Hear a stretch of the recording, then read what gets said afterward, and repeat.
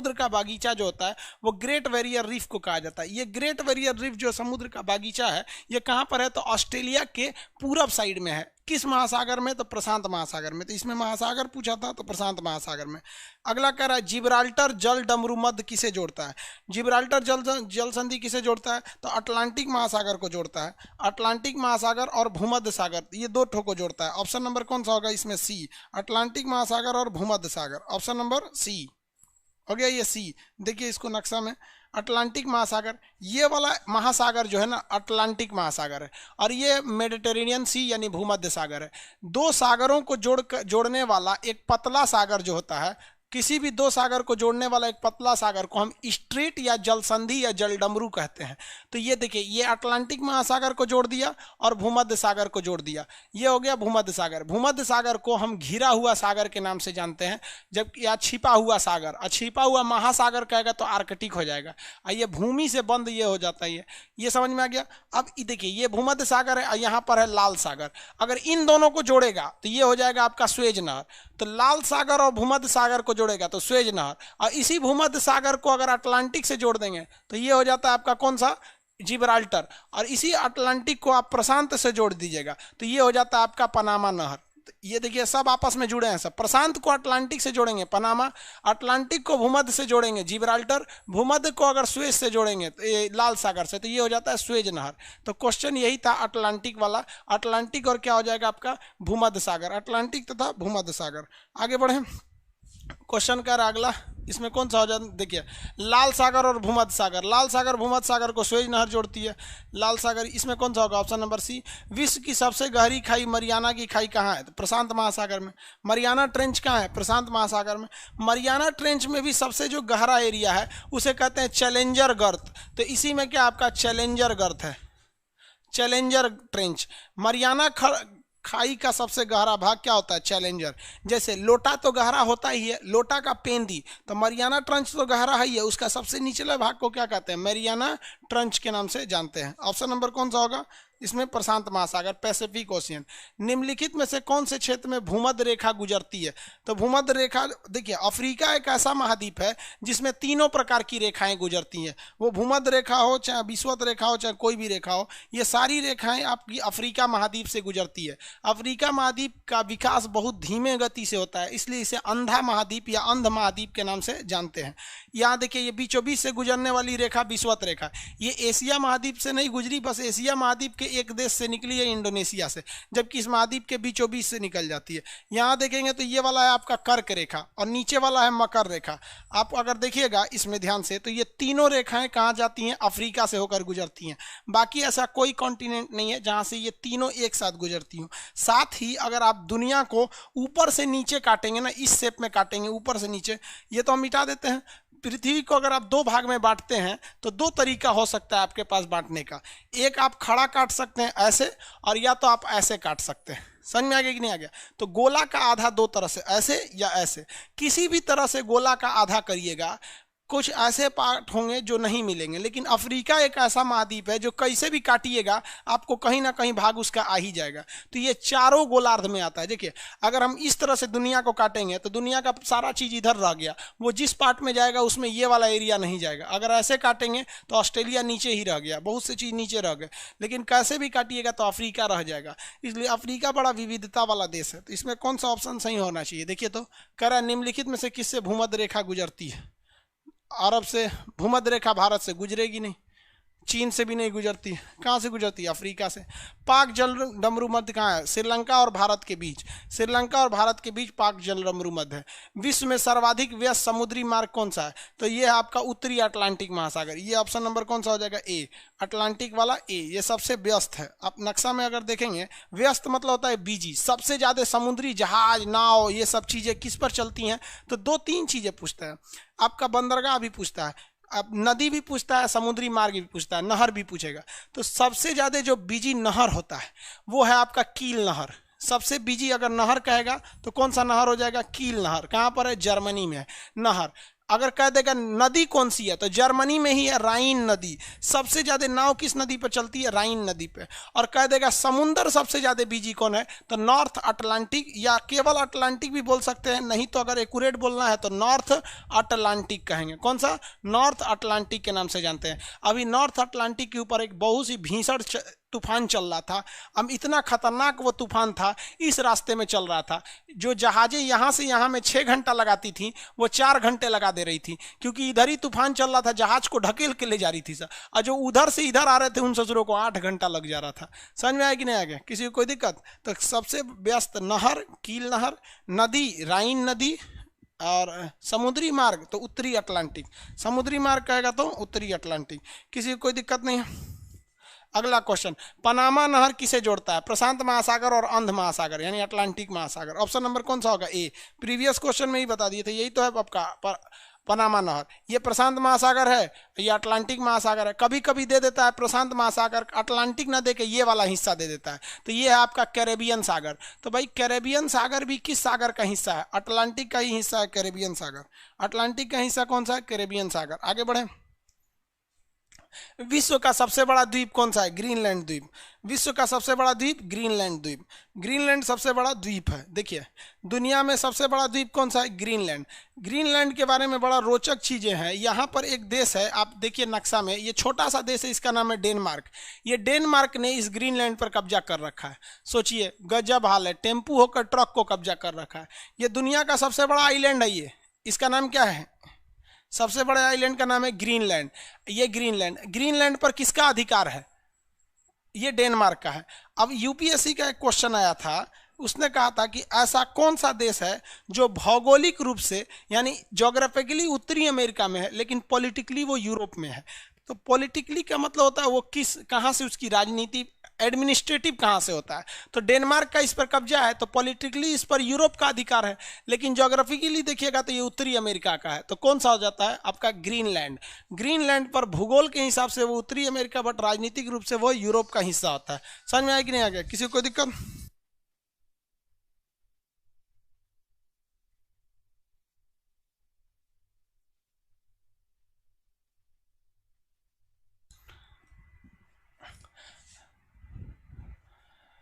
आगे देखते हैं, अगला क्वेश्चन कौन सा होगा, माउंट ब्लॉन्क कहाँ है, इसी में होगा ग्रीन, कौन सा हो जाएगा, ग्रीनलैंड। माउंट ब्लॉन्क आल्पस पर्वत की सबसे ऊंची चोटी है, आल्पस है इसमें, आल्पस पर्वत की सबसे ऊंची चोटी है, और ये फ्रांस में स्थित है। कहाँ पर है, फ्रांस में। फ्रांस एक ऐसा देश है जहाँ मच्छर नहीं लगते हैं। इसकी राजधानी पेरिस को फैशन नगरी के नाम से जाना जाता है। कहाँ पर स्थित हो जाएगा, आल्पस पर्वत की है। आल्पस की सबसे ऊंची चोटी है माउंट ब्लांक। अगला क्वेश्चन कह रहा है, इनमें से कौन सी नदी मकर रेखा को 2 बार काटती है। मकर रेखा को 2 बार काटने वाली नदी का नाम है लिम्पोपो नदी। कौन सी नदी, लिम्पोपो नदी। इसमें अक्सर क्वेश्चन पूछता है कि कौन मकर रेखा को काटेगा, कौन विषुवत रेखा को काटेगा। देखिए ये है आपके बीचों बीच से गुजरने वाली रेखा, इस बीचों बीच से गुजरने वाली रेखा को हम लोग कौन सी रेखा कहते हैं, विषुवत रेखा के नाम से जानते हैं। समझ में आया कि नहीं आ गया, विषुवत रेखा। इसके ऊपर जो रेखा जा रही है इसे हम लोग कहते हैं कर्क रेखा, यह है ट्रॉपिक ऑफ कैंसर। और जो नीचे रेखा जा रही है, इस नीचे वाली रेखा को हम लोग कहते हैं मकर रेखा। ये नीचे वाली रेखा कौन सी हो गई, मकर रेखा हो गई है। अब इसको काटने वाली नदी देखिए कैसे, मकर रेखा 2 बार कैसे काटती है नदी। अगर एक बार रास्ता बदल ली ना, तो देखिए एक बार यहाँ काट दी, एक बार यहाँ काट दी। वैसे ही गुजरात में एक नदी काटती है, यहाँ काटती है। तो मकर रेखा को कहेगा, कर्क रेखा को काटने वाली नदी कहेगा तो माही नदी। कहाँ पर है, गुजरात में। कहेगा कि विषुवत रेखा को कौन सा 2 बार में काटती है, तो इसका नदी है कांगो नदी। इसी को कहते हैं कांगो या जायरे नदी। कांगो कहिए या जायरे नदी कहिए, ये है यहाँ पर, ये 2 बार काटती है। और कह देगा अगर कि मकर रेखा को, तो लिम्पोपो नदी, लिम्पोपो नदी ये 2 बार काटती है। इसमें से याद रखिएगा, कभी कभी ये क्वेश्चन पूछ देता है। 2 बार काटने का मतलब, अगर ये कोई नदी अगर इस तरह से डायरेक्शन बदल ले, तो एक बार यहाँ पे काट देगी, एक बार यहाँ जाके काट देगी। ऑप्शन नंबर कौन सा इसमें, लिम्पोपो नदी। ये कितना नंबर क्वेश्चन था, 67, अब 68 आएगा।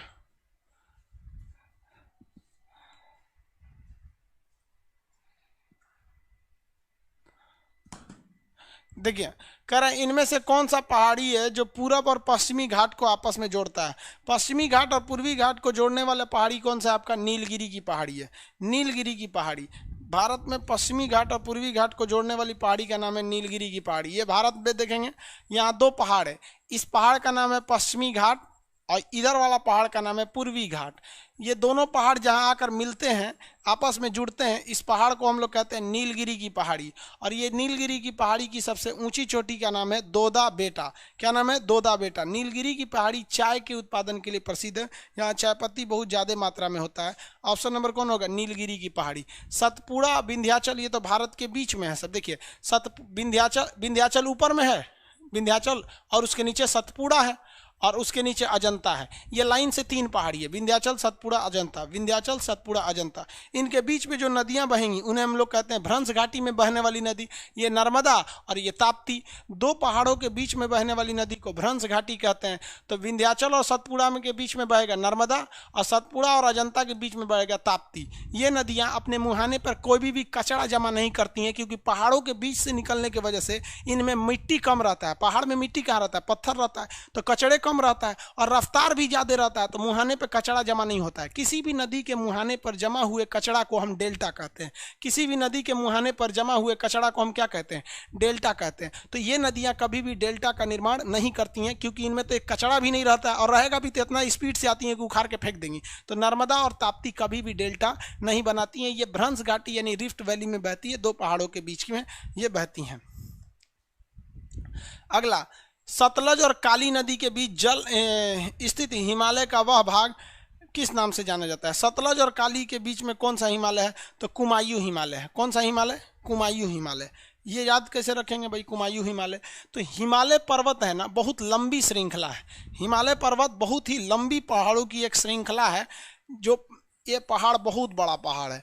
तो इस पहाड़ों को कैसे बताया जाएगा, इसको डिवाइड कैसे किया जाता है कि पढ़ने में आसानी हो? तो इस पहाड़ी श्रृंखला को पढ़ने में आसानी हो इसलिए कई भागों में नदियों के हिसाब से बांट दिया गया। जहां जहां से जो नदी निकल रही थी, नदियों के आधार पर बांट दिया गया। सबसे पहले सिंधु नदी और सतलज नदी, सिंधु सतलज, और यहाँ पर काली नदी, इधर तीस्ता नदी और इधर दिहांग नदी। पूरे हिमालय को इसी तरह से बांट दिया गया। ये जो नदी है इसका नाम है सिंधु नदी।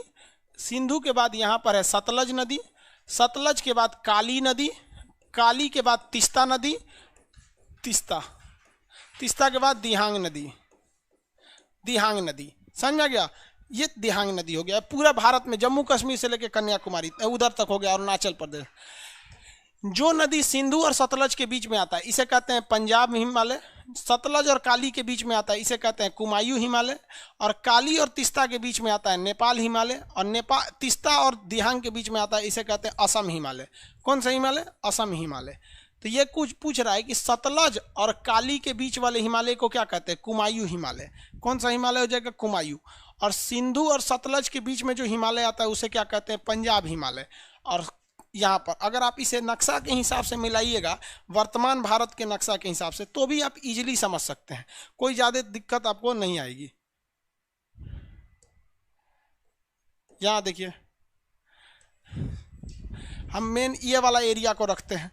ये वाली जो नदियाँ हैं, नदियों को बना देते हैं। ये सिंधु नदी है, ये सतलज नदी है, ये काली नदी है, ये तीस्ता नदी है, ये दिहांग नदी है। अब आप बताइए ना, ये गलत नाम क्या रखा? सिंधु और सतलज के बीच वाले हिमालय को क्या कहते हैं? पंजाब हिमालय। यहाँ पंजाब की अधिकता, पहले ये पूरा पंजाब था, कश्मीर पंजाब में आता था।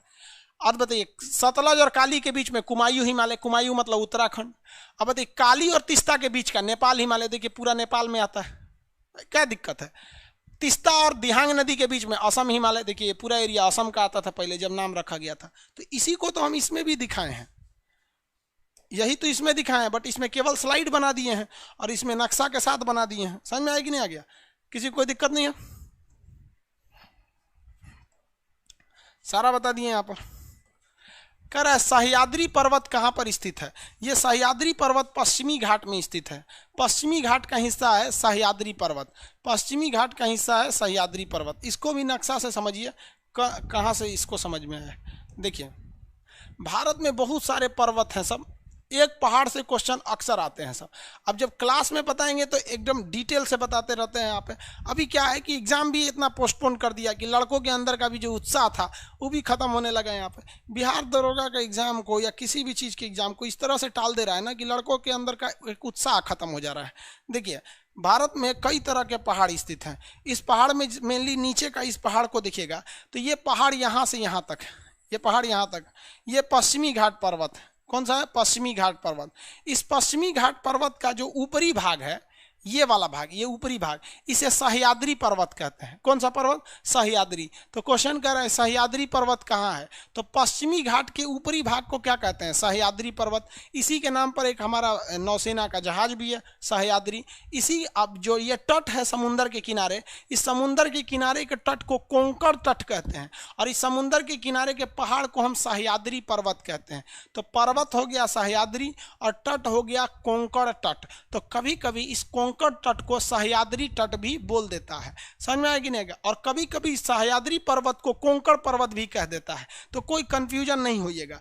अब यहाँ पर दो सबसे बड़े बड़े शहर स्थित हैं, एक है बंबई और एक है पूना। मुंबई और पूना पूरी तरह पहाड़वे पे हैं और ट्रेन कैसे चलाइएगा, इसलिए ट्रेन चलाने में बड़ी मुसीबत आता था, इसलिए इसे कोंकण रेल कहा गया। कोंकण रेल सबसे ज़्यादा महंगी रेल है क्योंकि ये पहाड़ के ऊपर से चलती है, बड़ी पहाड़ काट काट के इसको बनाया गया है कोंकण रेलवे को। आगे देखिए तो इसमें कौन सा हो गया? सह्याद्री पर्वत किसका हिस्सा है? पश्चिमी घाट का ऊपरी भाग। सियाचिन हिमालय कहाँ पर स्थित है? सियाचिन हिमालय नुब्रा घाटी में स्थित है। नुब्रा घाटी कश्मीर में है। दून घाटी देहरादून में है। दून घाटी देहरादून में। साइलेंट वैली केरल में है। साइलेंट वैली कहाँ है? केरल में है। नीलम घाटी ये भी वही दक्षिण भारत में। तो इन सियाचिन कहाँ है? नुब्रा घाटी में है। अगला क्वेश्चन क्या कह रहा है कि भारत में सबसे लंबी झील कौन सी है? सबसे लंबी झील की बात करेगा तो वेम्बनाड झील। सबसे लंबी झील वेम्बनाड झील केरल में है। इसमें रेस लगाने वाला एक खेल होता है जिसमें नाव से लोग रेस लगाते हैं। वेम्बनाड झील। ऑप्शन नंबर कौन सा होगा? डी, दिल्ली वाला डी। अगला कह रहा है अलकनंदा और भागीरथी नदी जहाँ मिलते हैं उसे क्या कहते हैं? अलकनंदा और भागीरथी समझिए कहाँ मिलते हैं सब। अलकनंदा और भागीरथी, सबसे पहले हिमालय से दो नदियां निकलती है, एक का नाम है धौली गंगा, दूसरे का नाम है विष्णु गंगा। यहाँ हम एक एक अक्षर लिख देते हैं। डी से समझिए धौली गंगा, धौली गंगा, और एक का नाम है विष्णु गंगा। ये दोनों आकर मिल जाते हैं सब विष्णु प्रयाग में। किस जगह पे मिलते हैं? विष्णु प्रयाग में। और इनका नाम हो जाता है अलकनंदा। इनका नाम क्या हो जाता है? अलकनंदा नाम हो जाता है। अलकनंदा। समझ में आया कि नहीं आ गया? अलकनंदा नाम हो जाता है। फिर इस नदी में एक दूसरी नदी आके मिलती है जिसका नाम है पिंडार नदी। पिंडार नदी, जगह का नाम क्या है? पिंडार नदी। फिर ये पिंडार नदी को आगे लेकर बहती है ये अलकनंदा। ये अलकनंदा बहुत बड़ी नदी है, पिंडार को लेकर आगे बढ़ती है। आगे जब बढ़ती है तो इसको इसके पास एक और नदी आके इसमें मिल जाती है जिसका नाम है आपका पिंडार नदी। पिंडार नदी के बाद आके मिल जाती है, इसमें कई नदियां मिलती हैं। मंदाकिनी नदी मिलती है, भागीरथी नदी मिलती है, कई टाइप की। तो सबसे पहले निकलती है धौली गंगा और विष्णु गंगा, जाके मिलते हैं विष्णु प्रयाग में। उसके बाद कर्ण प्रयाग में पिंडार नदी मिलती है। कौन सी नदी? पिंडार नदी। उसके बाद एक और नदी इसमें मिलेगी मंदाकिनी नदी। कौन सी नदी? मंदाकिनी। तो एम लिख देते हैं मंदाकिनी नदी को। पिंडार नदी के लिए पी लिख देते हैं, मंदाकिनी नदी। ये जो अलकनंदा है इसे भी लेके आगे बढ़ती है, इसे भी लेके क्या करती है? आगे बढ़ती है। तब तक इधर से एक और नदी आके मिलती है जिसका नाम है भागीरथी। इधर से आके मिलती है भागीरथी नदी। तो ये है आपकी भागीरथी नदी। भागीरथी, भागीरथी नदी। अब ये क्या हो जाता है? दोनों की गहराई बराबर हो जाती है। भागीरथी और अलकनंदा की गहराई बराबर हो जाती है, तब यहाँ से कहलाती है गंगा नदी। यहाँ से क्या कहलाएगी? गंगा नदी। क्या कहलाई ये? गंगा नदी कहलाई। तो क्वेश्चन कह रहा है कि भागीरथी और गंगा कहाँ बनती है? तो इस जगह को कहते हैं देव प्रयाग। क्या कहेंगे? देव प्रयाग। तो देव प्रयाग में आके मिलती है भागीरथी और अलकनंदा, और यहीं से बनती है गंगा नदी। गंगा का उद्गम नहीं होता है, ये आकर यहाँ पर बन जाती है। समझ आए कि नहीं? गया? धौली गंगा और विष्णु गंगा मिलेगी विष्णु प्रयाग पर। पिंडार नदी आके मिलती है आपका कर्ण प्रयाग पर। मंदाकिनी नदी आके मिलती है आपका रुद्र प्रयाग पर। एक और नदी है यहाँ पे भीलांगना नदी, वो आके मिलती है नंद प्रयाग पर। और यहाँ से एक नदी निकलती है भागीरथी जो आके मिलती है देव प्रयाग पर। तो इसे हम पंच प्रयाग कहते हैं। 5 गो प्रयाग है। देखिए विष्णु प्रयाग, कर्णप्रयाग, रुद्रप्रयाग, नंदप्रयाग और देवप्रयाग। इन पांचों प्रयाग को घूमना हिंदू धर्म के हिसाब से पवित्र माना जाता है, इसलिए इसे हम पंच प्रयाग कहते हैं। ये उत्तराखंड में, उत्तराखंड का जब नक्शा पढ़ाते हैं तो इस चीज़ को हम कंप्लीट पढ़ा देते हैं। समझ में आ गया कि नहीं आ गया? ऑप्शन नंबर कौन सा होगा? अलकनंदा और भागीरथी देवप्रयाग में मिलती है। भारत में कौन सी नदी डेल्टा नहीं बनाती है? ये बता देंगे आप लोग, अभी बता दिए। नर्मदा और ताप्ती, क्योंकि दो पहाड़ों के बीच से बहती है इसलिए वो डेल्टा नहीं बनाती है, क्योंकि पहाड़ से के बीच में कचड़ा कम रहता है। कावेरी जल बंटवारा कहाँ पे है? तमिलनाडु और कर्नाटक के बीच में। तमिलनाडु और कर्नाटक, कावेरी जल विवाद तमिलनाडु और कर्नाटक के बीच में है। बहुत उटपटांग जल विवाद है। देखिए, अंग्रेजों का तमिलनाडु के साथ संबंध अच्छा था, इसलिए तमिलनाडु से कर्नाटक से निकलने वाली नदी है जिसका नाम है कावेरी नदी। तो अंग्रेजों ने कर्नाटक को, ये ऊपर वाले को कह दिया कि तुमको 999 साल का हम अधिकार देते हैं इस नदी पे। इस नदिया का पनिया यहीं रोक लेता है, कहता है हम लोग सिंचाई करेंगे। तो कर्नाटक, ये नीचे वाला तमिलनाडु कहता है कि भैया हम कहाँ से सिंचाई करेंगे, कुछ पनिया हमको भी छोड़। संविधान वालों से एक गलती ये हो गई कि नदियों को कानून बनाने की शक्ति राज्य को दे दिया गया। अगर नदियों पर कानून बनाने की शक्ति केंद्र सरकार को दिया गया रहता तो अच्छी बात रहती, क्योंकि हर राज्य अपने बारे में सोचेगा जबकि केंद्र सरकार देश के बारे में सोचेगी। तो ये कहाँ पे है? कर्नाटक और तमिलनाडु के बीच में ये विवादित है, कर्नाटक और तमिलनाडु के बीच में। अगला, भारत का प्रसिद्ध लैगून झील कौन सा है? चिल्का झील भारत का सबसे प्रसिद्ध लैगून झील है। कहाँ पर है? ये उड़ीसा में है। चिल्का झील कहाँ पर है? उड़ीसा में। उड़ीसा में चिल्का झील है। यहाँ नौसेना का एक बहुत बड़ा नौसेना का ट्रेनिंग सेंटर है चिल्का झील में। ये है आपका चिल्का झील। यहाँ पर समुद्र के किनारे स्थित झील को हम लोग लैगून झील कहते हैं। लैगून झील जब भी बनेगा समुद्र के किनारे बनेगा, और ये समुद्र के किनारे समुद्री लहरों से बनता है और इसलिए ये खारे पानी का होता है। कभी भी लैगून झील मीठे पानी का नहीं हो सकता है। मीठा पानी उसे कहते हैं जिस पानी को आप पी सकते हैं। हैंडपंप, नदी, तालाब का पानी मीठा पानी होता है, आप पी सकते हैं। लेकिन छोटे तालाब का पानी मीठा पानी नहीं होता है, गंदा माना जाता है उसे। बड़ा सा झील रहेगा तब पी सकते हैं, अदरवाइज में नहीं पी सकते हैं। अगला देखिए, अगला क्वेश्चन क्या कह रहा है? निम्नलिखित में से कौन सा जोड़ा गलत बनाया गया है? गलत क्यों बनाया गया भैया, मिलाइए इसमें। कह रहा है कि कोयना परियोजना महाराष्ट्र में, सही है। शरावती परियोजना शरावती नदी पे कर्नाटक, सही है। अगला कौन सा? बाली मेला परियोजना उड़ीसा, सही है। सबगिरी परियोजना ये केरल होगा, गुजरात लिख दिया है। केरल होगा, गुजरात लिख दिया, ये गलत है। क्या होना चाहिए? केरल में है। कहाँ पर है? केरल में। ये बिजली घर को क्या कहा जाता है? परियोजना कहते हैं। अलग अलग राज्यों में अलग अलग बिजली घर की परियोजनाएं चलती हैं। सरदार सरोवर बांध सबको पता है, गुजरात में स्थित है, भरूच के पास नर्मदा नदी पर। इसी सरदार सरोवर बांध के पास स्टैचू ऑफ यूनिटी है सरदार पटेल की। सरदार पटेल जो थे उनकी सबसे ऊंची प्रतिमा यहीं पर लगाई गई है, सरदार पटेल की। आगे बढ़ जाए, ये आगे क्यों नहीं खसक रहा है? अच्छा, इधर है। सरदार पटेल की थी सबसे ऊंची प्रतिमा। आगे बढ़े, नाथपा झाकरी क्या है? नाथपा झाकरी भाई एक परियोजना है, ये सतलज नदी पर है, हिमाचल प्रदेश में। नाथपा झाकरी हिमाचल प्रदेश में सतलज नदी पर बनाया गया एक बांध है। नाथपा झाकरी बिजली परियोजना हिमाचल प्रदेश है, सतलज नदी पर बनाया गया है। पोंग बांध, इसमें बड़ी कंफ्यूजन होता है भाई। पोंग बांध ब्यास नदी पर बनाया गया, इसे ब्यास नदी भी कहते हैं।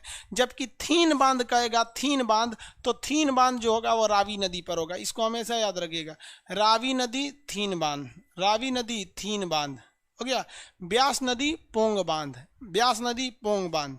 आगे बढ़े, अगला, भारत में सबसे लंबा बांध कौन सा है? भारत में सबसे ऊंचा कहेगा तब गुरुत्वीय में ऊंचा कहेगा तो भाखड़ा नांगल होता है, इसकी हाइट ज़्यादा है भाखड़ा नांगल की। हीराकुंड 4.5 किलोमीटर लंबा बांध है, ये महानदी पर स्थित है। महानदी की स्थित बांध है, उड़ीसा राज्य में स्थित है। हीराकुंड बांध उड़ीसा में स्थित है, संभलपुर डिस्ट्रिक्ट है, राउरकेला के करीब एक डिस्ट्रिक्ट है, वहीं पर यह बांध बनाया गया है, राउरकेला के पास। संभलपुर डिस्ट्रिक्ट है, राउरकेला के पास। आगे बढ़ जाए, किसी को कोई दिक्कत नहीं है। अगला क्वेश्चन देखिए, ये तो बता ही देंगे आप लोग। सतपुड़ा और विंध्याचल के बीच कौन सी नदी बहती है? नर्मदा नदी। सतपुड़ा और विंध्याचल के बीच बहने वाली नदी नर्मदा नदी। देखिए ना, ये ऊपर